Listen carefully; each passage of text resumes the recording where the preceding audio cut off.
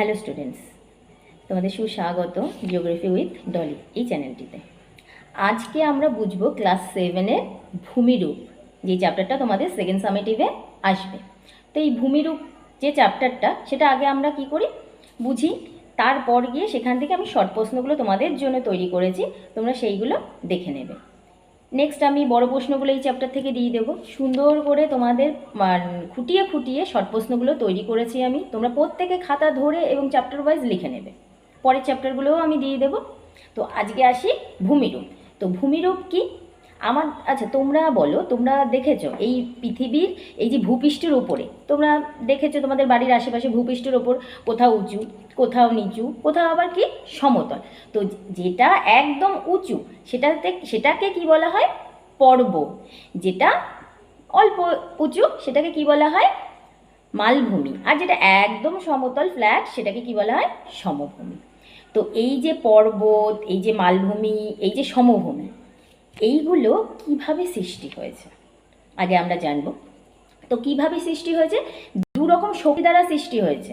একটা কি অন্তর্জাত শক্তি, আর একটা কি বহির্জাত শক্তি। এই দুটোর প্রভাবে আমাদের ভূপৃষ্ঠের ওপরে উঁচু নিচু স্থানগুলো সৃষ্টি হয়েছে। এবার আমরা জানি এই যে ভূপৃষ্ঠ, আমরা তো এই যে ভূপৃষ্ঠ দেখতে পাচ্ছি, এই ভূপৃষ্ঠ কতগুলি কি ছোট বড় পাতের সমন্বয়ে গঠিত। আমরা জানি যে এই পাতগুলো কি বিভিন্নভাবে বিস্তৃত রয়েছে। তো এই পাতগুলো কিসের ওপর রয়েছে? এই পাতগুলো আছে অ্যাথনোস্ফিয়ারের ওপর, যেটা কি সান্দ্র একটা থকথকে জেলির মতন অবস্থা। তো সেখানে এই পাতগুলি কি অবস্থান করছে। তো এবার বলবে অ্যাথনোস্ফিয়ার কি ম্যাডাম? অ্যাথনোস্ফিয়ার এমন একটি স্তর আমাদের ভূ অভ্যন্তরে, আমাদের যে স্তর রয়েছে, কটা স্তর রয়েছে? 3টে স্তর। ভূ অভ্যন্তরেও আমাদের 3টে স্তর রয়েছে। কি কি স্তর রয়েছে? একটা হলো শিলামণ্ডল, একটা হলো গুরুমণ্ডল, একটা হলো কেন্দ্রমণ্ডল। তো শিলামণ্ডলকে আবার দুটি ভাগে ভাগ করা হয়েছে, কি শিয়াল আর সীমা। তো শিয়াল আর সীমার ঠিক মাঝে যেখানে গুরুমণ্ডল স্টার্ট হচ্ছে, তো ওই গুরুমণ্ডল স্টার্টের আগের অবস্থা এবং শিলামণ্ডলের লাস্ট একদম এইখানটায় একটা স্তর আছে সান্দ্র থকথকে জেলির মতন। এখানে পাতগুলো কি থাকে? ভেসে আছে। তো সেই পাতগুলো কখনো কি হচ্ছে, ভূ অভ্যন্তরে যে সমস্ত শক্তি, সেই শক্তি প্রভাবে এই পাতগুলো কখনো একে অপরের দিকে চলে আসছে, একে অপরের থেকে দূরে সরে যাচ্ছে, আবার পাশ কাটিয়ে চলে যাচ্ছে। তো এর ফলে কি সৃষ্টি হচ্ছে? আমাদের ভূপৃষ্ঠের ওপরে যে পর্বত, মালভূমি, সমভূমিগুলো সৃষ্টি হচ্ছে। তো এই যে পর্বত কত মিটার উচ্চ, মানে বেশি উচ্চতা হলে পর্বত আমরা ধরবো 900 মিটারের যদি বেশি উচ্চতা সম্পন্ন হয় কোনো উঁচু জায়গা, তাহলে সেগুলো কি হবে? পর্বত হবে। যদি 300 মিটারের উঁচু জায়গা হয় তাহলে সেগুলো কি হবে? মালভূমি বলবো আমরা। আর 300 মিটারের নিচে হলে আমরা সেটাকে কি বলবো? সমভূমি বলবো। তো তোমরা এইটুকু আশা করি বুঝতে পেরে গেছো যে পৃথিবীর ভূপৃষ্ঠের ওপরে যে বৈচিত্র্যময় স্থান, একটা কখনো পর্বত, কখনো মালভূমি, কখনো সমভূমি, এটাই হলো আমাদের এই ভূমিরূপ চ্যাপ্টারের মানে পড়ার আমাদের বিষয়। এবার আমরা দেখে নিই যে আমি কি কি কোশ্চেনগুলো তোমাদের জন্য সেট করলাম তোমাদের পরীক্ষায় দ্বিতীয় সামেটিভে আসার জন্য। সমস্ত খুঁটিয়ে খুঁটিয়ে আমি কিন্তু তোমাদের জন্য কোশ্চেনগুলো তৈরি করেছি, তোমরা একদম লিখে নেবে, কেমন? চলো দেখি, চলো আমরা দেখে নিই কি আছে। প্রথম প্রশ্ন, ভূমিরূপ মূলত কত রকম শক্তি দ্বারা তৈরি হয়েছে? উত্তর কি? 2 রকম। ওই যে আমি বললাম অভ্যন্তরীণ শক্তি আর একটা বহির্জাত শক্তি। পৃথিবীর ভেতরকার শক্তিকে কি বলা হয়? অভ্যন্তরীণ প্রক্রিয়া বা শক্তি। পৃথিবীর বাইরের শক্তিকে কি বলা হয়? বহির্জাত শক্তি। ভূপৃষ্ঠ কি দিয়ে গঠিত? অনেকগুলো ছোট বড় পাত দিয়ে গঠিত, যেটা আমি বলেছিলাম যে অনেকগুলো ছোট বড় পাত দিয়ে গঠিত। ভূপৃষ্ঠ গঠিত ছোট বড় পাতগুলি কোন স্তরের ওপর ভাসছে? অ্যাথনোস্ফিয়ারের ওপর। একটু আগেই আমি বললাম অ্যাথনোস্ফিয়ারের অবস্থানটাও তোমাদের বলে দিলাম আমি। পৃথিবীর প্রাচীনতম ভঙ্গিল পর্বতের নাম কি? আরাবল্লী। উৎপত্তি অনুযায়ী পর্বত প্রধানত কত ধরনের? 3 ধরনের। 2টি নবীন ভঙ্গিল পর্বতের নাম লেখো, হিমালয় ও আল্পস। আমেরিকার রকি আন্দিজ পর্বতমালা কোন ধরনের পর্বত? ভঙ্গিল পর্বত। 2টি পাতের প্রবল চাপে মাঝখান যদি মাঝখানে ভূভাগ যদি ভাঁজ খেয়ে উঁচু হয়ে যায় তাহলে কোন পর্বতের সৃষ্টি করে? ভঙ্গিল পর্বত। নেক্সট প্রশ্ন,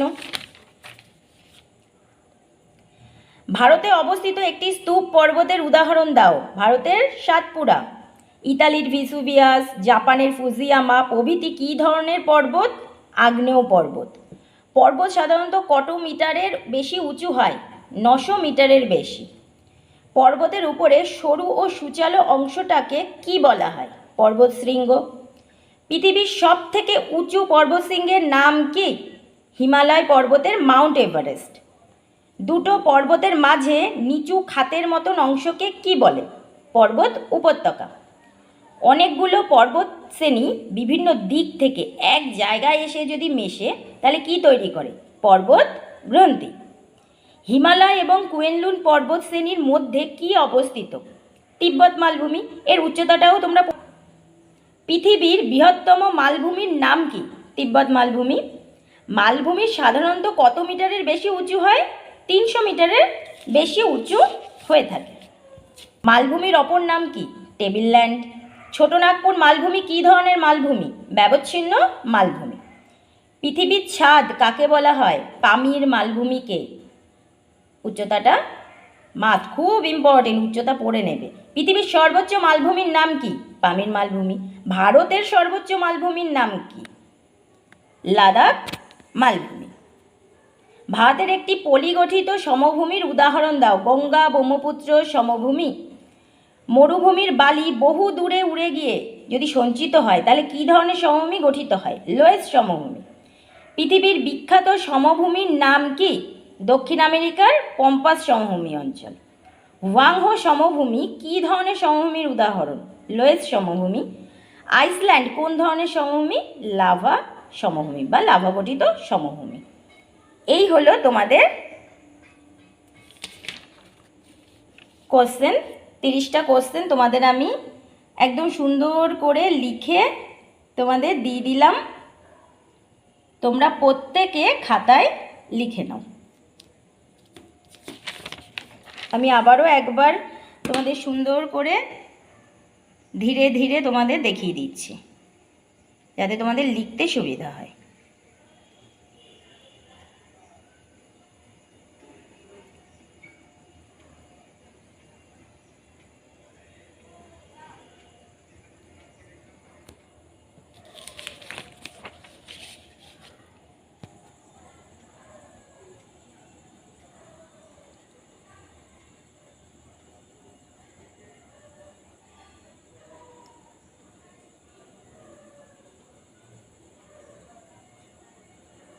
আর ক্লাস 7 তোমরা প্রত্যেকে এই কোশ্চেন অ্যান্সারগুলো করবে, মুখস্থ করবে এবং দেখবে পরীক্ষায় তোমাদের এই কোশ্চেনগুলোর মধ্যে থেকেই তোমরা প্রশ্ন পেয়ে যাবে এবং সুন্দরভাবে অ্যান্সার লিখে আসবে এবং আমাকে জানাবে যে এক্সাম কেমন হলো।